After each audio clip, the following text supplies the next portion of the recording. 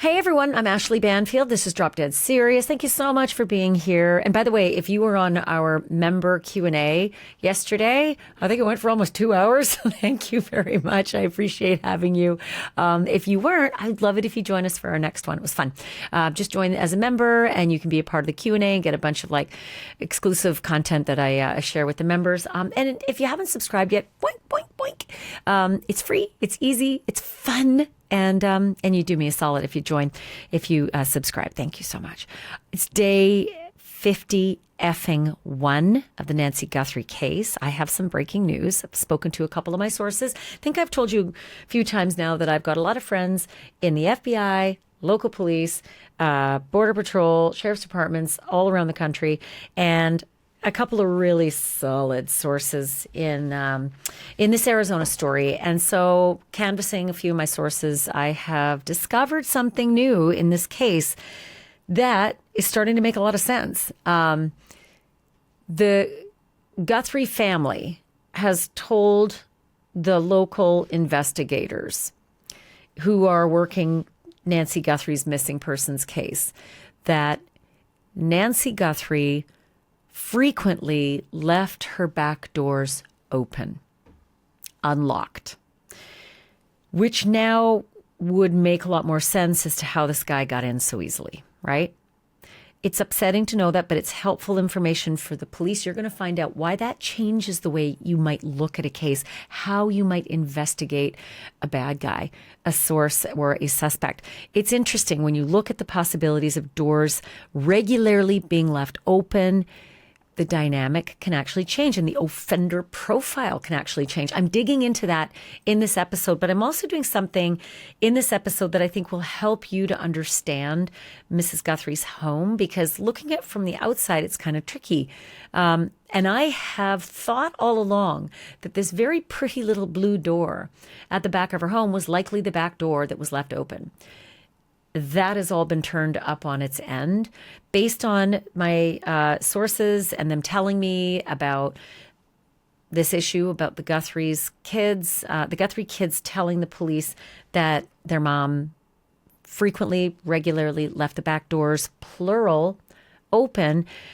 I have Gray Hughes from Gray Hughes Investigates, who's really good at doing 3D imaging, working his way around crime scenes and figuring out outsides and insides. And he was masterful during the Idaho murders case at 1122 King Road. And he is going to be so incredibly helpful in just a moment when he joins us to show you all of the different potential entry points to Nancy Guthrie's home. There are five different entry points.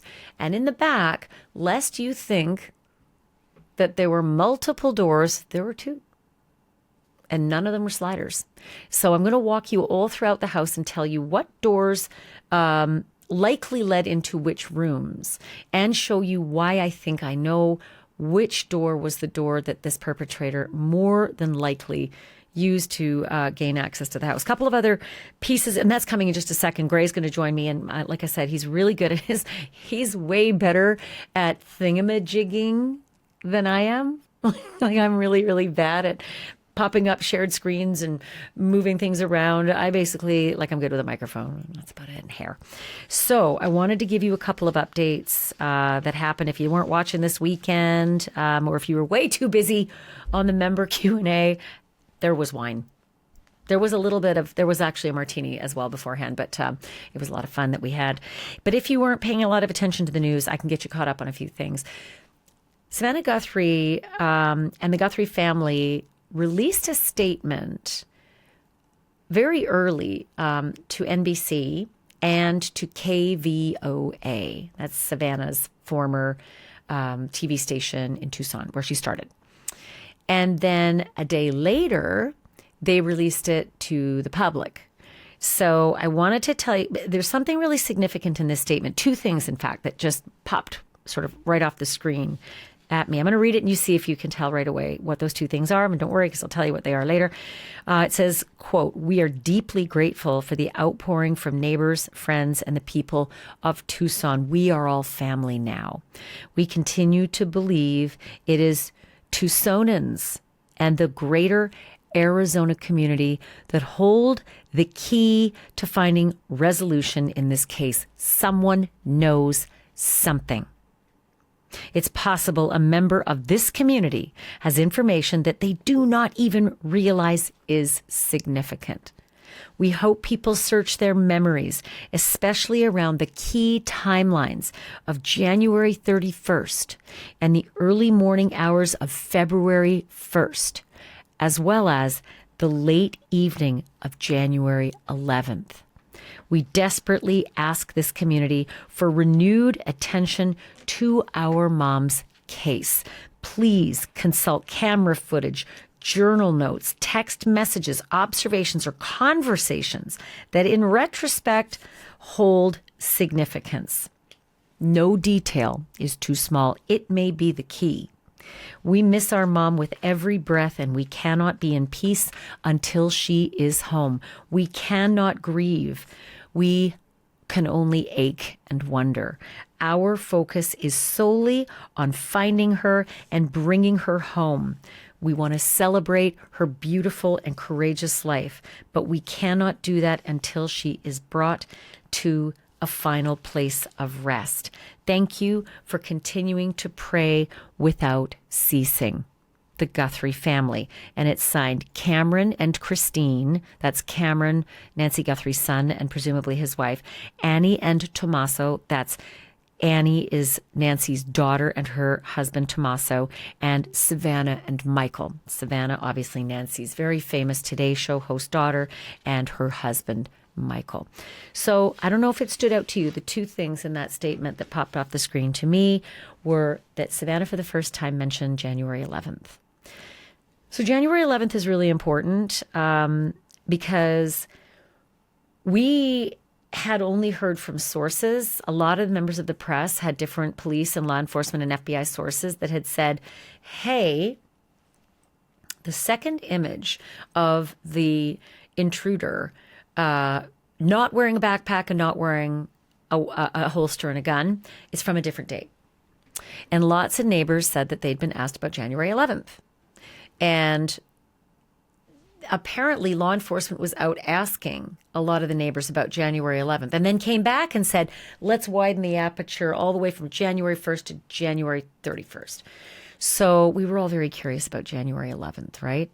And lots of stuff happened about January 11th. Like Michael Ruiz from Fox Digital has two different law enforcement sources that said the picture with no backpack and no gun and holster was from January 11th.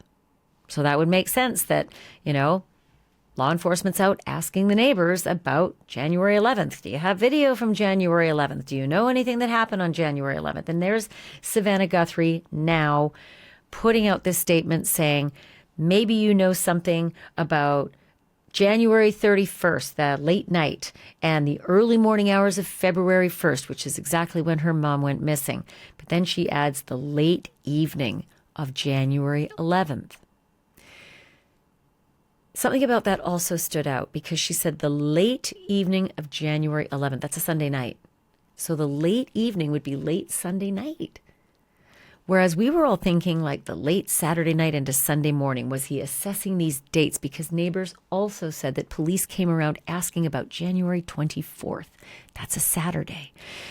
And that's a week before Nancy Guthrie disappeared. So was this guy casing Nancy's home 2 weeks before, 1 week before, and then striking on February 1st? And was he doing it late Saturday night into Sunday morning, both of those weekends? Well, according to Savannah's statement, it's late in the evening, Sunday night.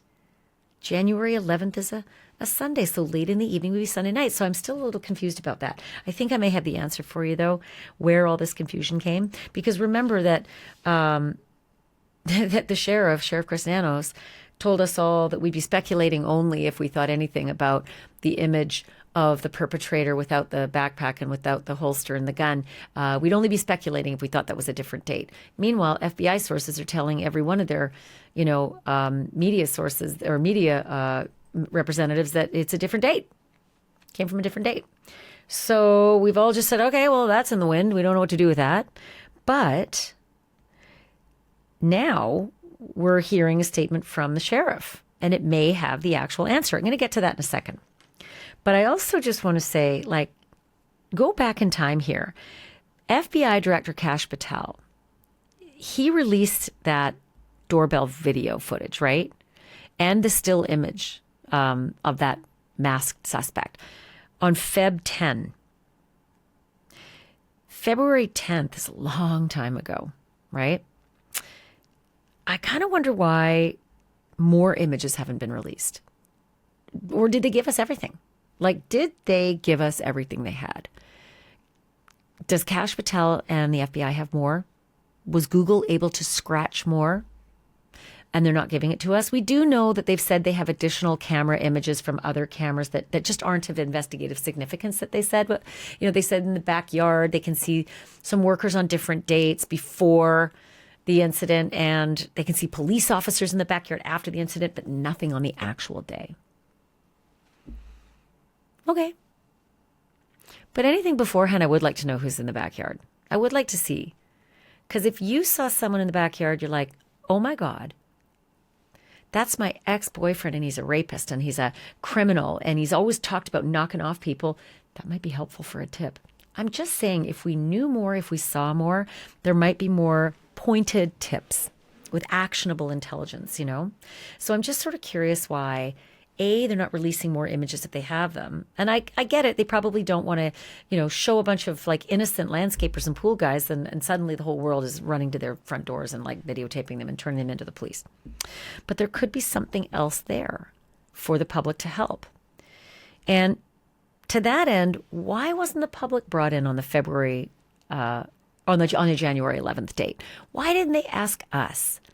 The whole lot of eyes that were on this case all through February. Why didn't they say early on, as early as possible, January 11th? Do you know anything about January 11th? For instance, do you have a boyfriend that was stepping out on you that night? You didn't know where he was all night and you are mad. Or you just don't have your answer. Let us know. Do you have an ex-boyfriend who was acting weird January 11th? Stepping out, acted weird, got into a fight.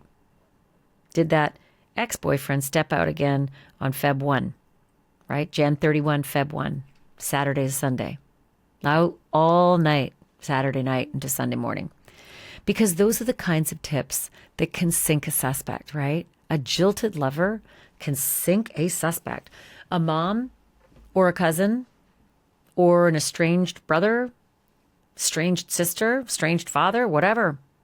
If they know something was up, but January 11th was significant to them, why not release that? Why not have the whole world asking themselves about January 11th? Is there something that maybe I can do for the police regarding January 11th? But they didn't. They just left us all to wonder and ask questions. It's super frustrating, because maybe a tip might have come in. But now we're like, I don't know, day 51. Can anybody remember what you were doing in January, mid-January? Most of you would be like, I don't know, it was dry January. Feels like eons ago. It's a long time ago. It's a lot longer ago than maybe it needed to be. They work in mysterious ways. Maybe they had their reasons, but it just seems frustrating that you could have had a lot of people thinking about January 11th if you just leveled up and told us why January 11th mattered. And here's what we can tell you now. Again, with the cherry-picked interview, the sheriff chooses NBC, seems to really favor NBC, and favors locals. This is what the sheriff said regarding January 11th. He said to NBC, Google initially told investigators that a surveillance image of a masked man at Guthrie's front door that was recovered from a Nest camera at her home was believed to be from January 11th. That's when you should have gone out to the public and yelled January 11th from the rooftops. Anybody seen anything weird on that day? Did anybody behave weirdly in your family? They didn't. And then this is what Nanos continues to say. However, Google then backed off that assertion. Quote, Google initially reported that date as a, quote, possibility, quote, then later retracted the statement, Nanos told NBC. The company told authorities it could not definitively determine that the surveillance image was from January 11th or any specific date, according to the sheriff. Sheriff Nanos maintains it remains unclear if the suspect showed up at Guthrie's home prior to the night of her abduction. The FBI and Google have not commented on the timeline. So let me unpack that for a hot minute. We now do not know, according to the sheriff, whether the guy with no backpack, no gun, no holster, and what looked like different shoes was on a different night. Even though the FBI has told many sources among the media that those are two different nights. Is that because the FBI was going off of this Google information that the sheriff is saying became outdated? I don't know, but I kind of feel like those reporters keep going back to those sources, and they would have said, hey, I got to tell you something. By the way, I've got several sources, and they call me and say, let me tweak something I told you earlier today. I'm talking to others, and that's not, this part's more accurate. If you word it that way, this is more accurate. So it's not like they don't care once they give us information. They don't just give us something, walk away and forget about us. That's not all the time. That's not how it works. There's a lot of care and consideration. So I would be shocked that nobody's sources came back to them to say, oh, you remember that January 11th thing I told you about? That maybe the guy's wearing, the guy wearing the no backpack and no gun is from a different date. Yeah, scratch that. Google changed their minds. That didn't happen. It's only happening with Nanos. And it's only happening in this one cherry-picked NBC interview. Google initially told investigators that a surveillance image of a masked man at Guthrie's front door was recovered from a Nest camera at her home, believed to be from January 11th. Google initially reported that date as a possibility, then later retracted the statement. Okay, I'd be thoroughly satisfied with all of this if it weren't coming from Sheriff Nanos. And I'm sad to say that.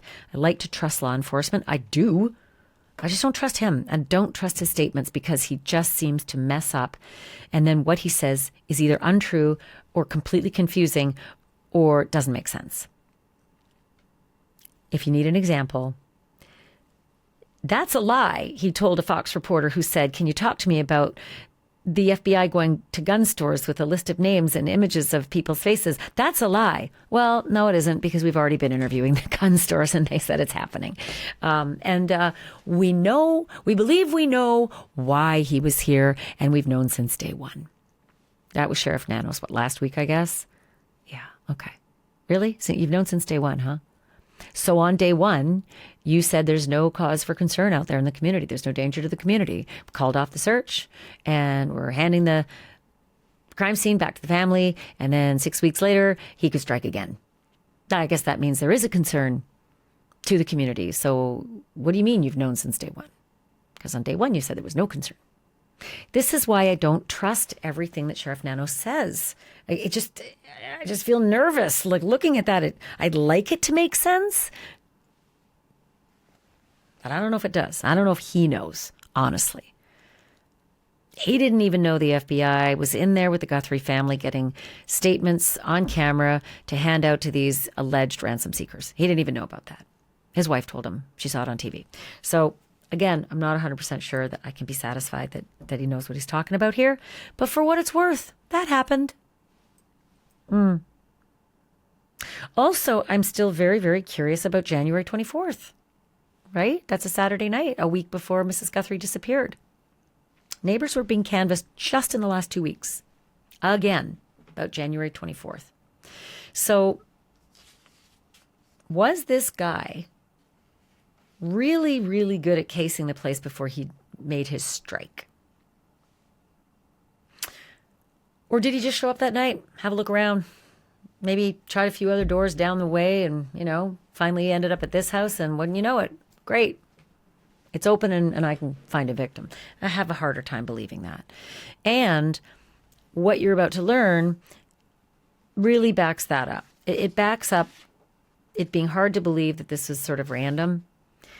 My source telling me that Mrs. Guthrie often left those back doors unlocked.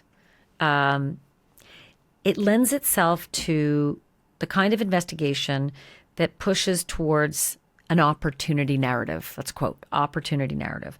An offender exploiting a routine vulnerability rather than executing a sophisticated high-skill breach. This in turn affects how they think about offender selection. More likely somebody local or observant who noticed the pattern of unlocked doors, not necessarily someone with specialized tools or inside access. So I called Gray Hughes of Gray Hughes Investigates. Very good podcast. Check it out for sure. I've linked the description to the podcast that I did with him just a few days ago, because Gray and I kind of did the macro look. And he's so good at mapping, literally mapping things out, mapping the home inside, outside, doorways, egress, and also neighborhood. And so Gray and I talked a lot about the potential of what might have happened within the neighborhood the night that Mrs. Guthrie disappeared, and his theories about what this perpetrator did with his vehicle. He's got a very interesting theory, by the way, and it matches with the timeline of the cameras going out. I disagreed with it, however, so you should see our conversation.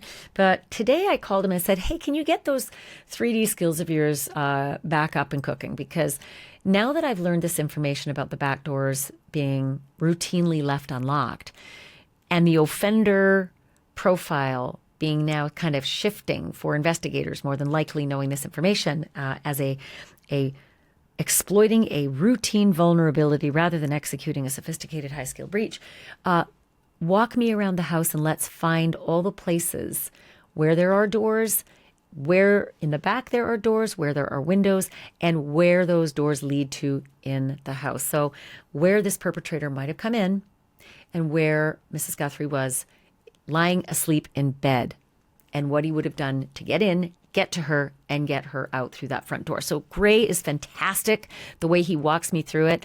Have a listen to our conversation. Quick note from my sponsor. If your teenager is glued to their phone 8 hours a day, barely sleeping, maybe obsessing over how they look, you have got to stop scrolling and listen. We used to think that this was just a phase, but new reports suggest that these platforms were designed to keep our kids addicted. You know what I'm talking about, right? I'm talking about anxiety spikes, body dysmorphia, and that rage. Oh, that rage that you see when you try to take the phone away. This is not bad parenting. Trust me. This is an algorithm trained to keep them hooked, maybe at any cost. And honestly, this is heartbreaking to watch kids struggle. But there are finally legal steps being taken to fight to hold these platforms accountable. If this sounds like you and your family, don't ignore it. Click the link below. This takes just 60 seconds to see if you qualify for help. Gray, it's really good to have you. You're so good at navigating scenes. I remember during Idaho, you walked us all throughout the crime scene of the of 1122 King Road, and since I've heard this news that Savannah's family has told the police that Mrs. Guthrie used to leave her back doors, plural, open. It made me wonder, where are they and where do those doors lead to? And you've done some pretty great work in trying to figure out through photos and floor plans where the doors are, where they lead to, and where this person might have gotten entry into the home. First and foremost, there's 5 doors, correct, to this home? Yeah, I think there's one that leads to a storage unit. There's one in the back it's just another single door that's sort of in the back middle of the yard type, right near the right-hand side, but in the middle. And then there's another door, a slider that goes from Nancy's room out to a little patio, and then there's a slider from the patio that goes in to the living room and then the front door. It's very confusing to hear it all, so let's actually look at it, because I think you've done a good job of mapping it out. So tell me where you want to start. What's easiest? Where do you want to start to show sort of which doors are where? Well, I guess we could just go look at, I think Google Earth would be good. Let me switch screens really quick. And we can just go like this. Let's just start at the front of the house. Okay. So we've all seen the video, right? We all know that front door really, intimately by now. Yes, and then if we go around, let's just go around this direction. There's a garage here, and then there's this little storage room right here that we didn't know where this door went until this floor plan came out. There's a storage room. Can you zoom in there? Can you zoom into that? Because we've all seen this blue door. To the right of the blue door, originally there were smashed floodlights that were hanging there. They were just dangling there until the police finally removed them. I think it was, I don't know, second week or something. At the same time, they were removing the camera off that casita to the left bottom of the screen, that guest house. But that blue door there on the left, a lot of us thought it was a back door to maybe the kitchen or something or other. But your inner floor plan shows that corner there is actually not necessarily house. It's actually a little piece of the garage, right? Yeah, let's get here's the garage. Let's say we're driving from the bottom of the screen into the garage. Can you do that? Yeah, if we were driving from the bottom of the screen, it would have came in like this. Okay, so this is the front of the garage. We're actually looking at it from behind the house, and that camera that you were just referring to was right over here on the top of the building. But people should know that this big, huge bottom square that says 56.4 on the bottom, that's not building, that's yard. Yeah, that's right here, this place. Yeah, that big square there. Okay, that's helpful. So because people are thinking that's an awfully big piece of the building. Yeah. But so that big empty square on the bottom is yard, and this little rectangle with a diagonal line through it is actually an outdoor patio. So if you go to the left of the patio and scooch over all the way to the left, you'll be getting towards that little blue door. Yeah, and I think the blue door is right here, I think, in this next to that room, just right in this little spot. I'm moving. I don't know if you can see it, but I'm moving around like a there. little. Now I see it. Yeah. Yeah, right there. And what's sort of interesting about that is that we all thought that was just going inside the house, and it looks like it's actually going inside either the garage or a little bit of a tool room or garden room or storage room off the garage. And it's not necessarily going into the house proper, correct? That little blue door that everyone's looked at? Yeah, I thought it was interesting that they used glass on it for a storage room, but it is what it is. So there is that. And so you saw that there was a storage room just in there. And then if we go back to the map, there's a garage. The garage is right there. So the storage room doesn't appear to go into the garage. I don't know if there's another door right there. We don't know that. We can't see into the garage very well. There is a shot that I have in the garage, this one, and you can see that there is half of a garage door there. Now this looks newer than a door that we might see in a little bit, because these photographs that apparently we have inside the home seem to be pretty old, from a while ago. And let's be really clear about the floor plan that you're looking at, and the photos we'll show people in a moment inside the home. Where did you get this floor plan, and roughly how old might it be, even though we can't really date it? Well, somebody actually sent it to me. Then I went out to the same website. It was like a county website that had the floor plan, and I downloaded it. And so it was great, but I sure wish it had the interior walls, But so we're left to try to figure that out. And that door that we were just seeing is right here. And so that's going to inside the garage. Right, meaning if you drive into the garage and then you got out of your car and kept walking forward, that would be, point to that again, put your cursor where that was again. You would be walking through the door to the interior of the house from the garage right there. Right, and so when Nancy was dropped off that night and the garage door opened, she likely went through that door to go into the house. So can you flip to and knowing now that you'd be walking through that door, and that it's not that little blue door that we've all been looking at in the backyard, flip to the inside, or should we flip to the inside of the house so we can see what you're referring to by the way you get from the garage into the house and where it lands you. So I think this is it right here. So I believe that this image right there, now you see that there isn't glass on the lower portion of it. Right. Because that door looks like one of the newer type of doors that you have with the blinds inside the glass. And so I think this is an area where you come into the house and then you turn to the right and it heads towards the back. Now, if you look way back there, you can literally see the cement wall in the backyard there.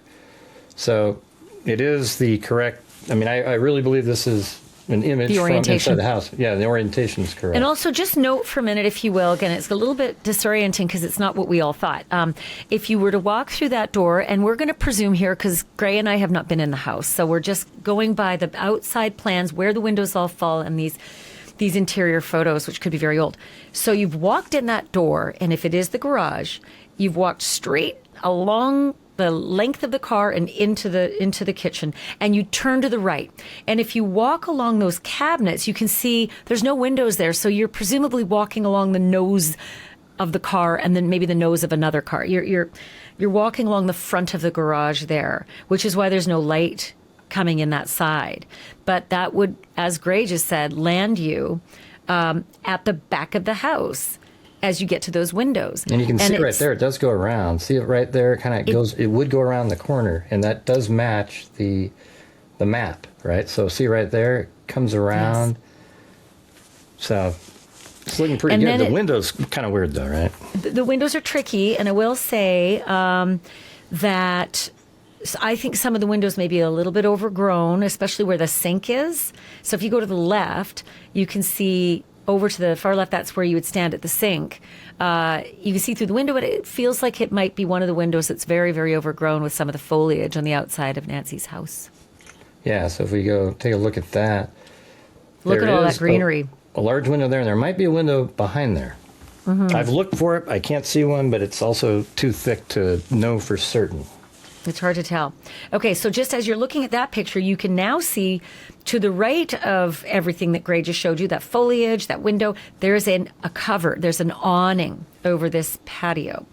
And the patio is significant because we've now learned where the second significant door is to Nancy's house. And we do not know which door was used by the perpetrator to gain access. We just know what I reported from my source, and that is that her back doors, plural, were often left unlocked, according to Nancy's children telling the police. So, all right, Gray, let's walk under that awning best we can and sort of place through different photographs and some of the drone shots that we've been able to freeze from Fox and from News Nation, what the placement is of the walls and windows and the door under that awning. I think this is the blue door underneath the awning right here. And that'll be the second door now. Yeah, and that's the second one, and the first one is the one that leads into the storage unit over there. But there, it's blue, and it's just right there, and I think that's a way to get into the house, and you're getting near Nancy's room at this point, too, when you enter that door. Significant about this door, though, and Fox was very good at pointing this out, and that is that you can see that it's got a door handle, it's got a lock, it's a standard door. It is not special or, unique in any way. It is a standard door that has a door lock. You don't see it necessarily exactly there. You can see it on that picture there.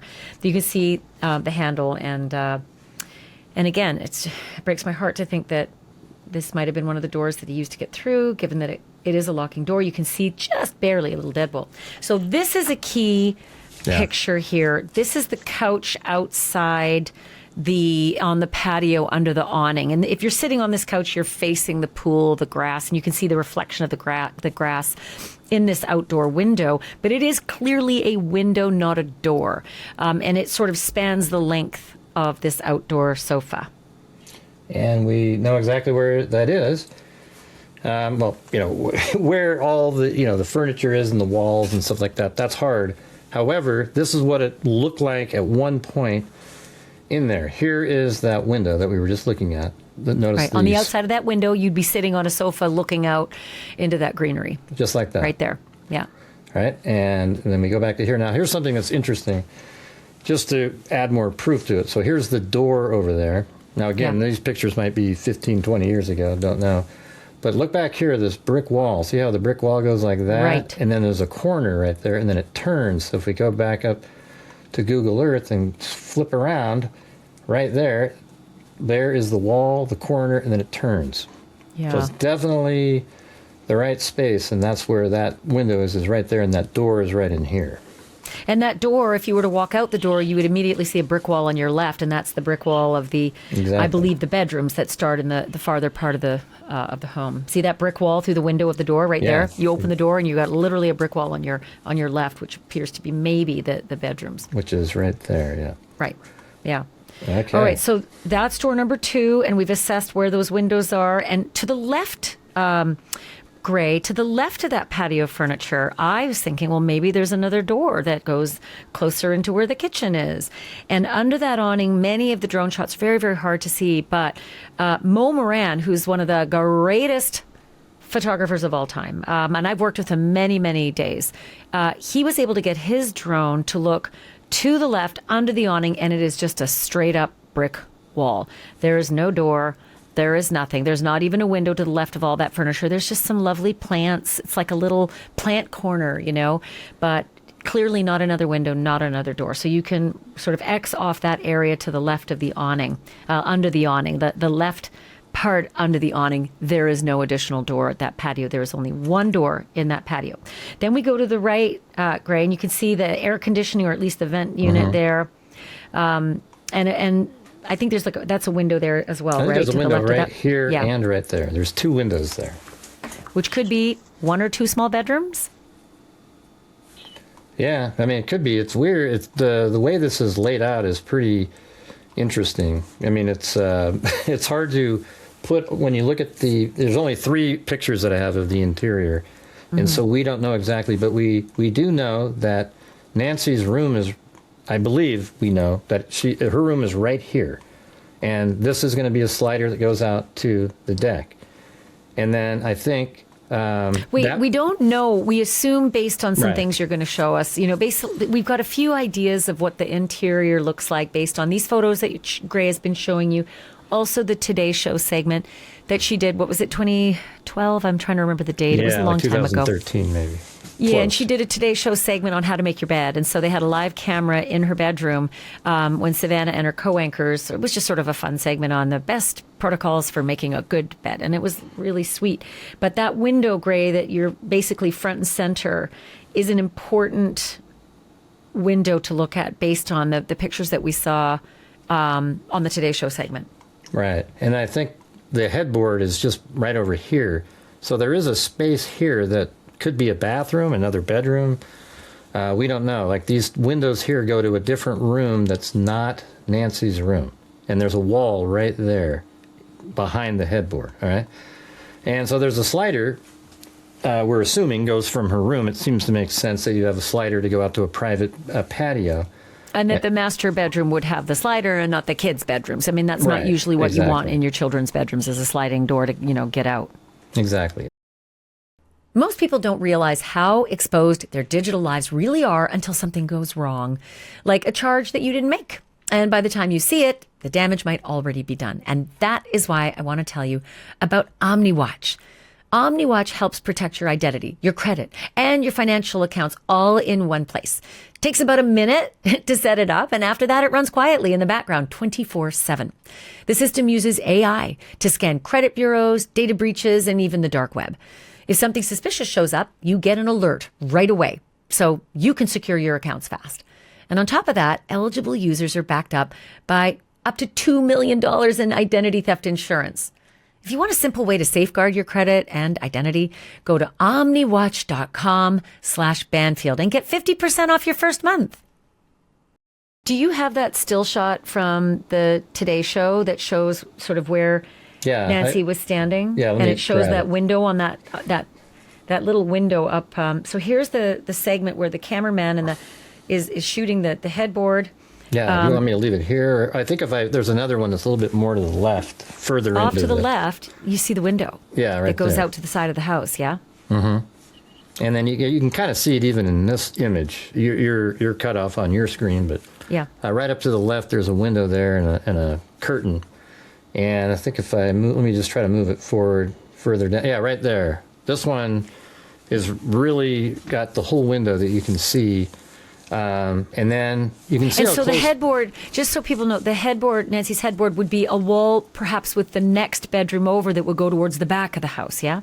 Yeah, exactly. Because I think that wall right there, if you look back out to here, that wall would have to be somewhere in the middle of this window and this one. So there is another room, perhaps a master bathroom or a bedroom. Or maybe 2 bedrooms. They had 3 kids. Sure. Growing up. And Savannah said she spent the latter part of her life there, but a long part of her life. And she's got, 2 siblings. So there's got to be enough bedrooms in the house. But I think you're right. I think that slider is most probably into a master bedroom than a kid's bedroom. So now you were going to tell us about the adjacent, because that's door number 3 now, right? We've gotten to that door number 3 in that little nook. I call it the alcove nook on the corner of the house, and it's the front of the house. That little nook is the front of the house. Yeah. So you see the slider going into the room that we just guessed was Nancy's. There's another slider going in the other angle. Right there. And that right there is the living room, because we now know because of your pictures inside. Yeah. So here we go. It's actually pretty interesting to look at this. So we see this fireplace right here. And then I'm just going to turn it like this. So you know that the slider's right there, and there's a window right there. So let's just turn it like this. There's a window on either side of the fireplace, which is now the front of the house. That fireplace is on the front of the house. And so here's the fireplace. There's the window on the left, and there is the slider that goes out to the private patio where Nancy could go from her room to the right over there. She could go out the living room slider, take a right, and go in a slider into the presumed master bedroom. Exactly. And that fireplace, if we could get the picture wider, which you can't, would have another window right over there on the left-hand side of it. That's right. And then the door to go outside is a little bit even more back behind us a little bit. Almost where you're standing. If you're the photographer, you're probably standing close to the front door at this point, right? Mm-hmm. So like that shot was taken from probably somewhere like this, but inside the home. There's the chimney. And then there's the arches right there that goes inside the house. So we couldn't see this window, so we were probably like right here inside the house. So that is door number 3.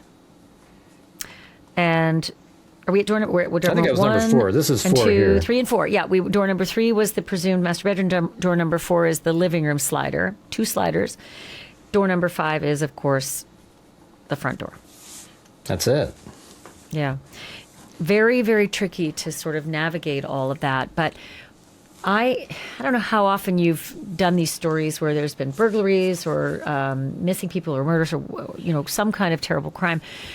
But so many law enforcement officers I've spoken with, federal level, local level, state level, say sliding doors are usually a culprit. People just forget about the locks on the slide. They're usually a latch. It's a little different than your normal pop a button or turn a lever.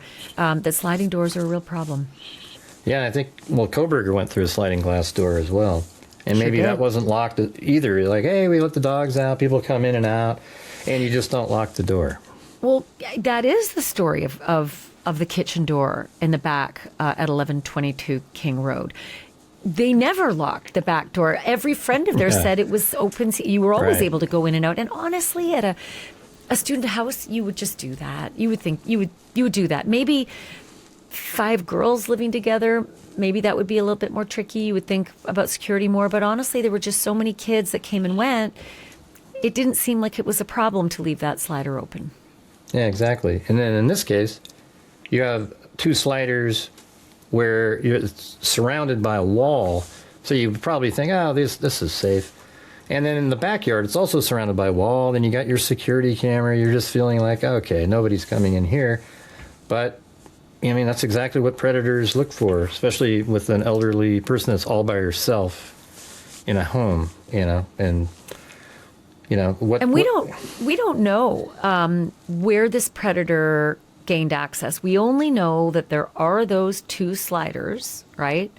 And that Nancy left her back doors, plural, open very regularly, which would have been a door that would have gone into the garage. And so many people leave their garage doors to their homes open as well. Very few people think to lock the door that goes out into your garage, because your garage seems like a sacrosanct place as well. Well, what door do you think was the one that was left wide open now?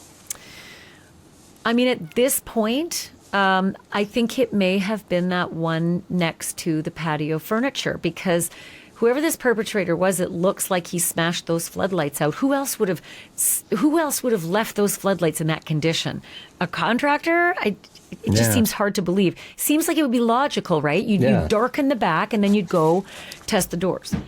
Yeah, I mean, it's interesting. Like, let's say the one with the broken lights where the storage unit door is. What if he opened that one up and goes, hell, there's nobody in there, and he just didn't care to shut it? You know, it's just like, why would you shut it? Oh my God, this goes into a storage unit. Because I don't think my sources, and I've got 2 of them now. Actually, I've got 3. At this point, I now have 3. Have all said the words back door wide open. So I don't think they would have said door to the storage room was wide open. They would have said back door wide open. And listen, I can only guess because I don't know for sure which one. But if she leaves plural, if she got in the habit of leaving plural doors open, that's an easy way to access. And if you came in the front door, if you were, the family members or the police officers who were responding, the patrolmen who arrived at the call of a missing person, you could see right away. I think if you walked in that front door, based on the floor plan, can you put your floor plan back up again of the house, the simple one, the one that I think has color. It looks really easy to follow. I feel like you might be able to actually see inside that little family room that had the windows out to the sofa, So if you walk in the front door, which is the top, says 9-8 at the top right there. You walk in the front door and then look straight across. You're looking straight across to the patio, which has that little door to the right. Move your little hand over to the right to the there's right the door. So if you walked in the front door, you could instantly see the back door open. If you were looking, if you walked in the front door, you'd have to search around the house to notice that storage room door open. So this might be then the living room, and just to the left is the arch. You come in the door and you look straight across, right across to here, right? So the living room might be to the left, because if that's the patio right there, because that is what that is, right? That's the window in the middle of the patio. Yes, and by the way, Gray, look to the right. There's a fireplace on the right. Mm-hmm. Okay. Yeah, and you can see that on the roof. And look outside. Look at your outdoor. There's that fireplace chimney right there. And the patio awning you can see looks like part of a roof. That's just an awning. That's an indent. It's an awning. So you walk in that front door, you're either going left to the living room or straight ahead to that awning. And that back door is just to the left. I mean, you're almost, it looks like you'd be just That's interesting, too. 10 or 15 steps. Right. You're in the front entrance right here. It's weird because that means this one right here, then, would be, if you turn to the right, you're seeing that last shot. Because this is, like, you're coming in the arc and you're looking right down there. That means just to the right, you're looking down and Look at the chair on the right-hand corner of your screen. Down below the big chair that you can see it full. Is that, listen, who knows how things were furnished when these photos were taken, but it does seem that just to the left of the chair on the left is the door, and then you'd walk in and you'd be looking right down at that fireplace and those windows. Exactly. So we could and that bookshelf is the bookshelf is possibly the side wall on the other side of Nancy's bed that's out of the camera shot. That could be the master bedroom where, that would be the wall to the right of the bed as you're looking from the Today Show camera angle. Yeah, it's interesting because that means like Nancy's room is in there somewhere. Yeah. And then the wall. Possibly. Yeah. I mean, it just seems like it makes the most sense. Like you were saying earlier, it leads out to a patio, and that's what would be in the master bedroom. See if you can go back to the shot of the interior of the home where you can see the back window and the fireplace in the back. Because I wonder... Let's see. I wonder how you would get to the other bedrooms in the back. I assume you go to the left there and past that door. Yeah, there looks like there's definitely a turn that you can make. Yeah. To go over and there. And then you maybe hidden. Get into the other kids' bedrooms. Yeah, I mean, that's kind of over where that area would be. And Nancy's room's over there, too. So there might be a little hallway, a small little narrow hallway that goes to 2 different doors, maybe. Could be. Yeah. And I'm not sure... it's a little tricky. I can't imagine any other bedrooms on the right-hand side of this floor plan, like near the kitchen and the garage. I feel like all bedrooms may be over on the left-hand side of the house. But if that's the case, maybe I can't remember the ages that Annie and Savannah were. Maybe they shared a bedroom. I mean, I think it has to be, like, this is garage, right? So you can almost wipe this whole area off in terms of storage, bedroom. right? Yeah, and garage storage. and storage unit. This or is the storage kitchen, room. and dining room is right in here, right? And Kitchen then, and breakfast nook. And then we just saw that that larger. Well, it's weird too. When you see You're that right at the larger awning. shot, The awning is right. Yeah, it's very tricky, right? Because that awning That's crazy. is that big window is right there. Yeah, you know what's weird is when you look back at the kitchen shot, this one, I think that's right next to this shot, right? Let's see. This one.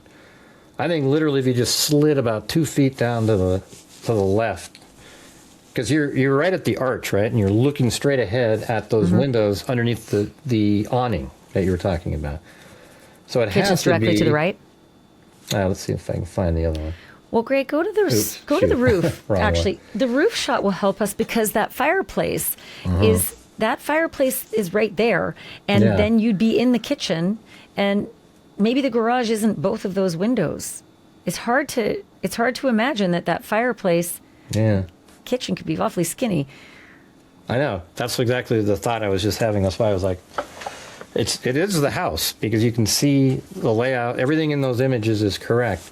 Yeah. It's just trying to figure out, like, when you're looking at the top of this, what is this little part right Indent. there that indents in? So does it mean that the door maybe is right there? And, maybe, it's hard to say. When I say door, I mean the one that goes to the garage could be. You kind of have to get the depth of the garage, I guess, and see how deep the car goes, right? Like there may not be a lot of space between the front and back wall of the garage. Maybe we should look at this again. Oh, there it is. There's that little nook. There's that little indent. Interesting. And it's hard because that patio seems to be right there with that fireplace. Mm-hmm. And so then that back patio. So let's see if we can try to make sense of this because there's this little opening here, and that would be where the kitchen is supposed to be. Apparently, let's see. That little opening there. Maybe right there. But that would mean the fireplace is right on the back side of that sink. On the left-hand side of the sink would be the fireplace. Maybe there's a pass-through.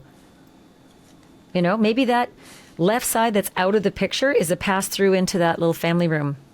So you're all one room there. Mm-hmm. It's hard to tell. I have struggled through this one. It has to be, though, just to the left of this, though, is where you can see the three paned patio windows. Just to the left. Yes. Like if you slid over, just strafed over to the left, you should be able to see that. So there must be a wall. Or like I said, maybe not a wall, maybe a pass-through. Maybe just a bar counter. And the bar counter, you're already into this room. Sure. Like just right over here off to the right. Yeah. And that tile floor, look at the tile floor to the right of the rug. Is that the same kitchen tile floor right there? Let's see. Gotta open that up again. Yeah, it sort of has a similar look to it. It has a similar look. If there are any architects watching or any designers, please in the comments tell Gray and me where we might be wrong because we have. I'll tell you what I stressed over the longest, Gray, was that door into the kitchen. I kept saying, if that's the little blue door out to the backyard, this doesn't make sense. Yeah, no, none of it makes sense. It's the one in the garage. That's why it makes sense. It's the door to the garage that none of us get to see unless the garage door is up and you peer under, and then the door's been replaced. And there it with is right something there. newer. Yeah, so that looks like a last 5 or 10 year door there. Yeah. Can you zoom way out, like to the farthest out on that? So go off, zero in on the left-hand side of the garage, to the left of the wood pile. Over here? Yeah. Oh, wait. What do we see over to the left of the wood pile there? But to the left of the people, too. On the back wall. Oh, inside of here? Let's see. Go to the left of the wood pile and the back wall. Like the back wall, what are we seeing over there? I see it looks like some wheels, or either weights or a wheel on the ground there. What do you think? Is it just storage? Like it's a brick wall next to a plaster wall, right? Yeah, it's just brick wall, the same wall. It looks like it's made out of the same stuff that the garage is. Was it indented? Yeah, maybe It's really maybe hard to tell. Yeah, so that's interesting. That might answer the question that it might be like this. You know, that wall goes like this, and the door's right here, not over here. But then there's not much room for a kitchen. Yeah, I mean, it could be. You know, it'd be so great if we could look in and see where the windows are. Yes, but you can't. Like you if can't the wall see that was right after the window, we could add a little bit more. But it's very tricky. It is. It is. And by tricky. the way, we have no idea if there's been huge renovations inside over the Exactly. years, whether bedroom walls have been knocked down to make for a larger master. We don't know, any of that. It's just it's what we did, I think, when the 4 kids were killed in Idaho. We tried to figure out that floor plan. It was so confusing. And we had to do it with Zillow pictures, windows, shadows, staircases, higher walls, lower walls, half walls. And then we finally kind of figured it out before they knocked it down. I actually made an entire 3D model, and I'm able to walk around in the house. So when I would do my show, I'd be able to look at the pictures and go, here's where this one is. Here's where this one is, and walk through the whole thing, go upstairs into the different bedrooms. It's kind of neat So being helpful. able to do that. So helpful, not just for the curious, but also for the practical. Like, how did this happen where someone didn't hear someone else screaming in the midst of two double murders, a double murder on the 3rd floor, a double murder on the 2nd floor, and, a girl sleeping on the 2nd floor and a girl sleeping on the 1st floor. How could that have been? But when you saw the bizarre floor plan, it did make sense. It made a lot more sense. Not everybody shared a floor and a ceiling and a wall, And I actually spoke, we're getting off topic here from Nancy Guthrie, but I actually spoke to one of the former tenants in the 1st floor. If you're looking at the front of the house to the right, the kids used it, the girls used it as a storage room. Ethan's golf clubs and bicycle, and I think those kinds of things were in there. But that was his room. And he told me when he was in his room, he could hear nothing upstairs on the 2nd floor. Really? Because he didn't Wow. share any walls and he didn't share any ceiling with the 2nd floor. And he said, you could be screaming at the top of your lungs in the TV room, which was just up the stairs. Wouldn't hear it. And he also said every one of the doors had its own key code lock because they were individually leased rooms. They weren't all roommates. They came in and they leased a room. They had common entrance, they had common amenities, common bathroom, common kitchen, but they had their own bedrooms and they didn't know who they were moving in with. They probably got to know them, but they each locked their doors against the other. It's weird too. 'Cause I thought that storage room is right below Xana's room. It is. But he said he couldn't hear anything. Well, that's good. I mean, And I'm trying to that think, shows you. did Xana's room share the entire floor plan with that lower one, or did it move I think so. back into because it's like a staircase of a home, Goes 2 right? straight up, and then it goes back, and then the 3rd floor. So the 3rd floor don't share. The 3rd floor of Maddie's bedroom is the ceiling, part of the ceiling of Dylan's room. Dylan Mortensen, right? Yeah. And then I think part of Dylan's floor may be the bedroom down below, Let's see. but not the whole floor. Yeah. Dylan's entire bedroom floor, because then there's the family room. And I think that's Dylan's is where it cuts off. It maybe because cuts off completely. She actually, above her is the bathroom and Madison's room. You're And right. then, so right below is nothing, just dirt, I think. But Which, she could again, hear a lot, But. Out of curiosity, it's interesting, but also it's critical for the facts of the case. So Yes. eventually, Gray, boy, oh boy, I sure hope we get to a point where the facts of the case are being litigated because we've caught somebody and he's in court and he's up on a murder charge or he's up on a kidnapping charge, whatever it's going to be, whatever this crime ends up resolving itself as. And it's very sad to see Savannah looking for the final place of rest. It feels like the family has come to terms with maybe having lost their mother. But at some point, if we are litigating, these, what you're showing me is going to matter. It's going to matter because they're going to need to know the facts. How you got in, how you perpetrated your crime, why the blood pattern is the way it is. And again, I've got my sources saying there's blood specks inside, droplets exactly the same as the pattern outside, straight up and down, no sign of struggle, no footprints in the blood. So moving really slowly, however she got out, but whatever it is, it's slowly, that because there's no angle to the drops, right? Yeah, or being carried. Yeah, it can be carried, right. So, but slowly, though, because if you're going quick, it comes in at an angle. Yeah. So it's just really slow moving her out. Well, I would say if you are carrying 150 pounds over your shoulder, you're moving slow. Yeah. That's that's not a quick step. Over the shoulder. I don't have that one. But that's not your theory, that she's being taken out over the shoulder, and that's why the drops are behind him? As he's walking, he's not walking in the drops because the drops are falling behind him. Well, I mean, a lot of people are saying, have that theory. Mine is just like, at gunpoint, they're just, and I know you said that like going through the door would be a problem, but like you're walking and she's just kind of like, she had a bloody nose, so blood got in her throat, and then she kind of bends over and coughs, and then it gets on the ground there, and then it keeps dripping. But how is she not walking through her own blood, or how is he not walking through? Well, because he's walking off to her side, and then to walk in your own blood, it's almost impossible, right? Because you're dripping down, it hits your foot, and then you step forward onto clean ground, and the only blood that you're seeing is stuff that missed your feet and hit the ground. So there's little droplets over in different places.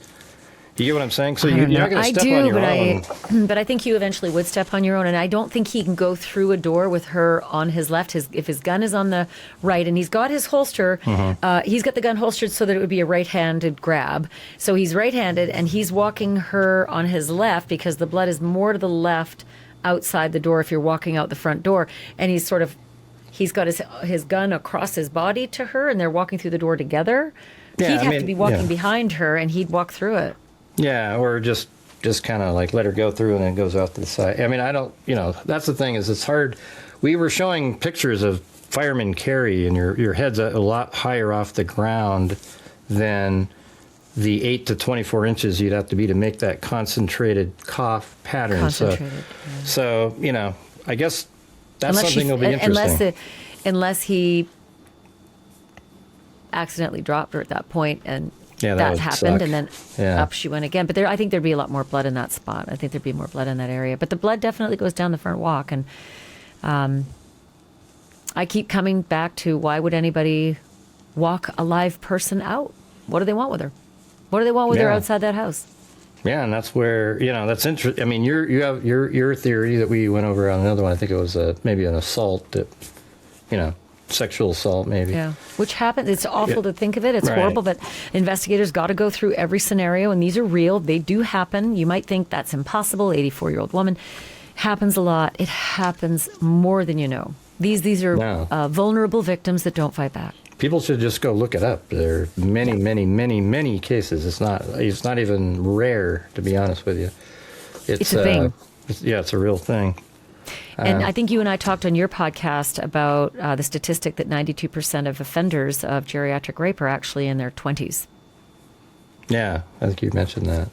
It's crazy. I mean, Sick. Like a few years ago, it was weird. There was a case, I can't remember exactly where it was, but there was like a 75-year-old woman who was married to a 90-year-old, and the husband had died, but she was a stepmom, and then everybody assumed when she ended up being killed, they thought it was one of the family members right away, because it's like, hey, you got this stepmom, she's going to live a lot longer, we want our payout now, our inheritance. So that's what you would think. Turns out it was a guy across the street that was like 25 years old, sexual assault, and killed her. I mean, exactly. 25. Something like that. He was a young guy, and he just went across the street and did that. And it was just almost, at the time it was sort of shocking, because I was sort of new to finding these type of cases. But I want to talk to you a little bit about the possibilities of that fact that the back doors were often left open. It does sort of make you wonder if somebody regularly saw the pattern that the doors aren't locked. if somebody knew, I mean, look, you can hopscotch your way down a neighborhood and find out what doors are locked or not, but I don't think that's where we are. If we're to understand that there could possibly have been some casing of the place, and if we know now those floodlights were knocked out, let's make it dark and let's make it easy to go in those back doors. It does sort of give you an idea that this perpetrator may have known from watching that back. And you can't just scope from the street and see the back. You have to be in that backyard. Right. You have to be in that pool area to see that.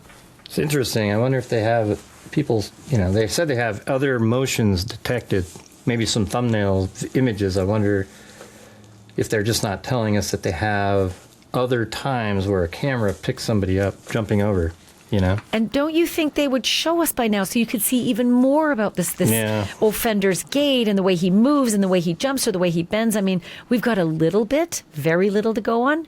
I'm also really shocked as to why nobody would bother spreading the information far and wide that January 11th might be significant. So please, let's start talking about January 11th, folks, all around Tucson. Not just the neighborhood, but do you have a boyfriend or a son on January 11th that did some weird things, vanished for the night, was acting strange on January 12th? Like, why wouldn't you just get that out there? Why would you keep it so close to the vest? As quick as possible, because later on people are like, I don't even remember January 11th. If you did it January 28th, or, they might go, oh, yeah. Or, you mentioned it after Feb 1. February 1st, right? But yeah, and I think we would have early, had to, and I'll be honest with you, it's got to be after Feb 8. I think we got the FBI images 8 days later, didn't we? Was it February 8th? I think somewhere around there. So that's kind of late regardless, You're already a month later, basically, even after that, but it's still sooner. But you're not halfway through March. You're not three-quarters of the way through March, But I do think, I was looking up how the possibility of unlocked back doors changes the way investigators might attack this case. And I got this. It says an unlocked rear door will usually push an investigator towards opportunity narrative. An offender exploiting a routine vulnerability rather than executing a sophisticated high-skill breach. That, in turn, affects how they think about offender selection. More likely, someone local or observant who noticed the pattern of unlocked doors, not necessarily someone with specialized tools or inside access, and that this actually has an impact on solvability and leads. I just thought it was really interesting how just something as simple as a fact that the family provided to investigators that mom would frequently leave her back doors unlocked might actually motivate some or many investigators to look at this a different way. Yeah, that is interesting. I don't know, I was just kind of trying to visualize a person, if it's more, that makes it more random opportunity. That's what you were just saying, right? More of an opportunity. But it's because weird. You saw it. Because you saw a pattern of vulnerability. Let's just say, and I'm not going to cast aspersions here, but let's just say there was some guy working as a landscaper, as a pool maintenance guy, as a window fixer, someone who's working on the air conditioning unit, whatever it is, and has access to that back patio. And while he's in the back patio, he just reaches out and tries the door handle. That's an opportunity that you could exploit, and you could make it look innocent if you're caught doing it. And so, removing the camera at the front door, knowing you're going to have a car parked there, is all part of you're exploiting, because you already knew that the doors were unlocked, right? So you were going to get her out the front door later. It wasn't just that night, right? That's not what you're saying? He didn't go, walk around that night and go, oh, this door's unlocked, right? Because it was 2:30 in the morning. I don't think so.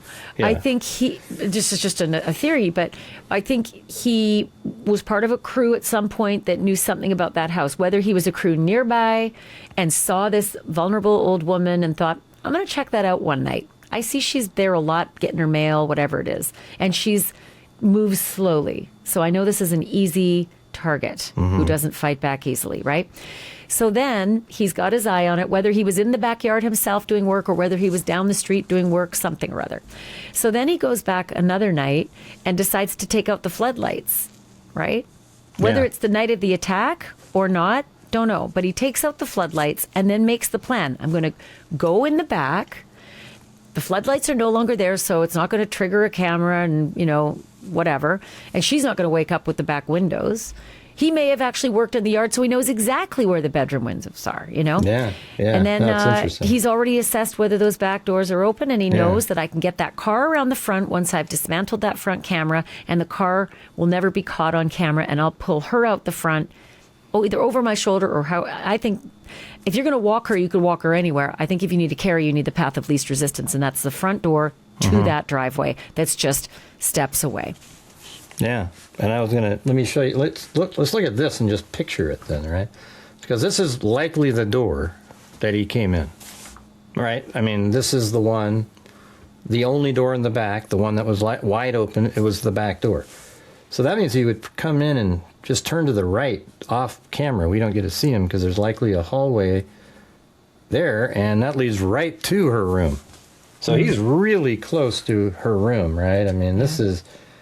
You're talking about, you're right. He comes in basically right here, right there. and then her room is right here. So there's probably a little hallway or something right there where you walk in. You go that one, and then you can go to her room right here. Right probably. there would be a doorway to that room, presumably because we don't have the floor plan for that. It's just a guess. But then also, Gray, on the left-hand side of the picture you're looking at, I wondered if there wasn't something in that corner, right, the pool corner of the house. There's nothing. There is a pathway that leads from the pool. You can see that little sidewalk that leads from the pool to the tree, and I thought, well, maybe there's a window or a sliding glass door there, because wouldn't it be nice to have a sliding glass door going out to the pool? There is not.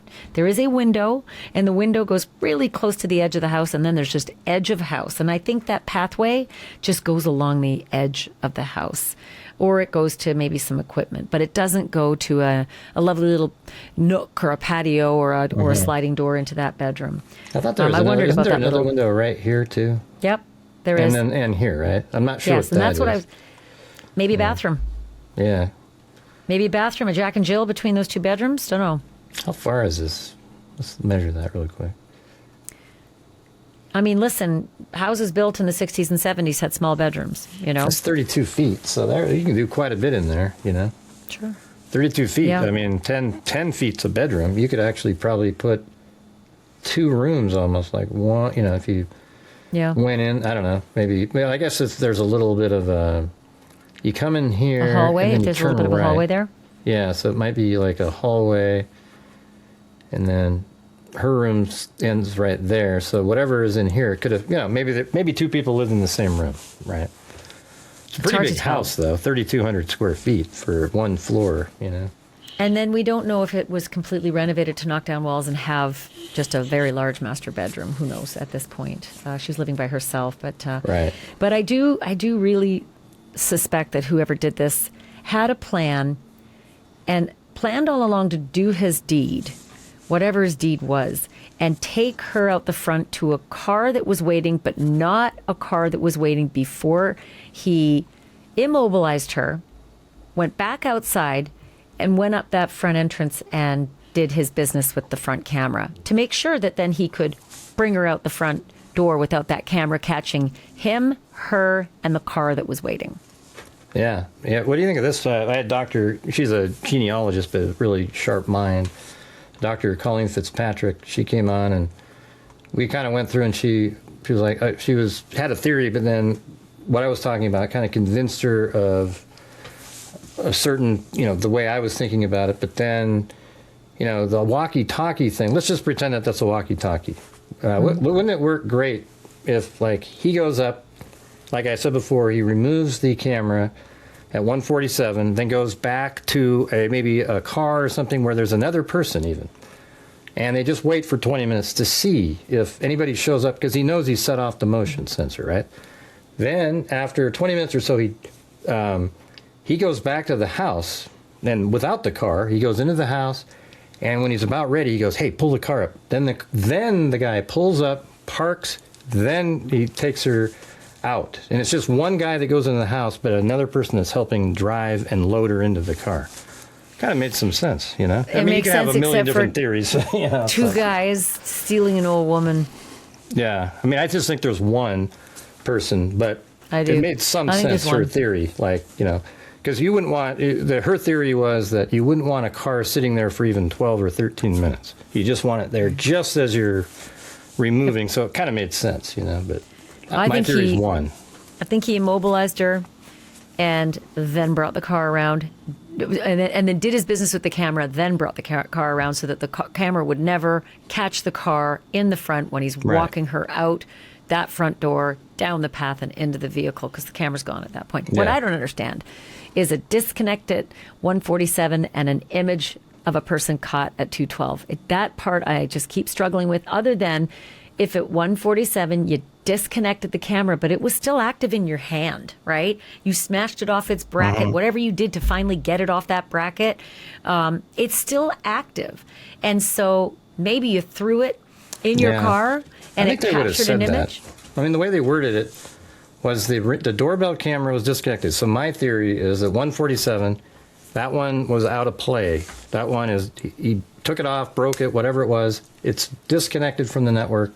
It's never part of the case again. Then at 212, when he finally was about to go into the house after doing the waiting and so forth, that's when he was picked up on that back camera. There was motion that picked him up, and it was a person. And then, again, the sheriff said, but it could have been an animal. So that means it's an outdoor camera, because there's not a cougar running around inside the home, That's a good point. Right, so it could have been the camera picks him up at 212, and that's around the time that he goes in. Then he immobilizes her, like you said, and then maybe he goes and gets the car, pulls it up, and then takes off. In your theory, that part. No, and this is why everybody across the country, and really around the world, is so transfixed by this case, because every theory is possible until you hit something. Yeah. And most theories you think make sense, and then they don't. Some theories do, but you still wonder who could do such a thing. So there's so many that I think that's why we're all just sort of stumped and mystified. And sadly, I believe that I think that the officers working on the case, the agents are stumped as well. I don't think there's any theory that's clean. They can come up and go that there isn't just some element that points a different way. It's there isn't any. And it's just sort of that's the part that's really frustrating. We don't have enough information to be absolutely 100% like we are in other cases. Sometimes you're just like, it, right? This isn't one of those. It's you feel like it because you put together the facts that you have. But if you notice, there's a lot of people that have theories that work pretty well. There's some way out there, but there's like 2 or 3 theories that are just as likely as the other. But then that they're different. They're so different from each other. So that's where it gets frustrating, because I want to pick the one that I really feel is 100% what happened, and I haven't been able to do it. And I always come back to anybody watching. If you know this person, things were weird. Things were weird the 1st of February and the 2nd and the 3rd. Things were off. Maybe you noticed something January 11th, which is a Sunday night. Maybe January 24th, which was a Saturday night. These are all words that have been bandied about with investigators to the neighbors. If something was off with your ex-boyfriend or your son or a colleague at work. So 1-800-FBI is the number to call, because I think the tips have slowed and I think the leads have slowed, and it's time for people to pay attention once again to their memories, just like Savannah asked us to do. Gray Hughes, thank you. I'm just so appreciative that I always say this about you. You pay attention to detail. You map it out, you think it out, and then you discuss it. You don't do the opposite. So I really appreciate it. Thanks for joining me to help me sort of sort through it. Thanks for having me on. Appreciate it. So there you have it. Just a really fascinating look at this home. I had not seen this before. All of the different areas of entry outside and where they lead you to in the house inside, and what must have happened to Mrs. Guthrie in that home. 1-800-CALL-FBI if you know anything about all of these dates, right? January 31st, February 1st, the key dates that Mrs. Guthrie was stolen. But also maybe January 11th, because I don't know about the sheriff. I don't know if his explanation is going to hold up. So let's just hold on to January 11th for now. And then also January 24th. Do you know people who did weird shit and behave really differently on or around those dates and afterwards. 1-800-CALL-FBI. We are at day 51. Day 51. But they're going to find him. I say it all the time. They're going to find him. They're going to find him. And I think they're going to find her too. I hope so.